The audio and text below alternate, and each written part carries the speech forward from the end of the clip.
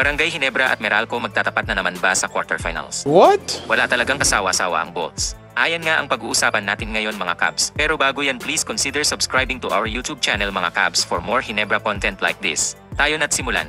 On a collision course na ang Ginebra at Meralco mga Cavs sa paparating na PB Commissioner's Cup quarterfinals dahil sila ay kasalukuyang nasa 4th at 5th seed sa team standings heading to the last weekend of the elimination round. At ang makakapigil lamang sa tagpuang ito ay kung matatalo ang San Miguel Beermen sa laglag ng Blackwater Bossing sa Biyernes.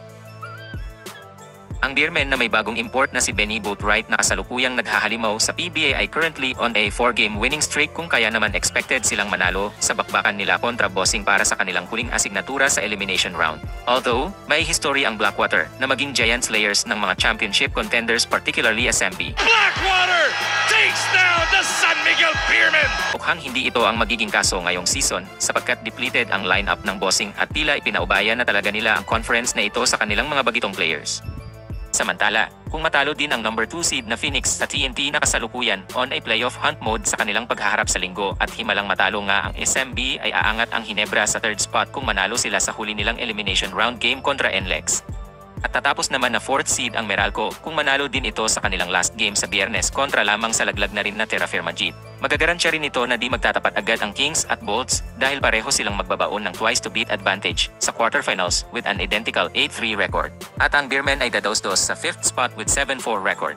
Pag ganito ang nangyari, haharapin ng Ginebra bilang number 3 seed ang assured na 6 seed na Northport. Pamilyar yung mukha mo! At ang Bolts at Beermen ang magbabakbakan sa quarterfinals. Ngunit, kung walang mangyayaring upset ngayong weekend sa mga heavy favorites, kahit sa San Miguel lamang, ay sure na ang pagkikitang muli ng Ginebra at Meralco sa quarterfinals. Meron pa bang iba? Kaya naman hawak ng Gin Kings ang kanilang kapalaran para sa twice to beat advantage at kailangan lang nilang talunin ang Road Warriors upang masecure ang 4th seed.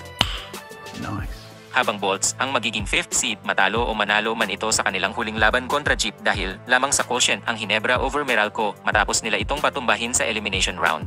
Samantala, magiging kabaliktaran ito kung matalo ang Ginebra sa NLEX sa kanilang laban na magaganap sa Legazpi, Albay at manalo ang kontrapelo nilang Meralco sa huli nitong laban. No! God, please, no!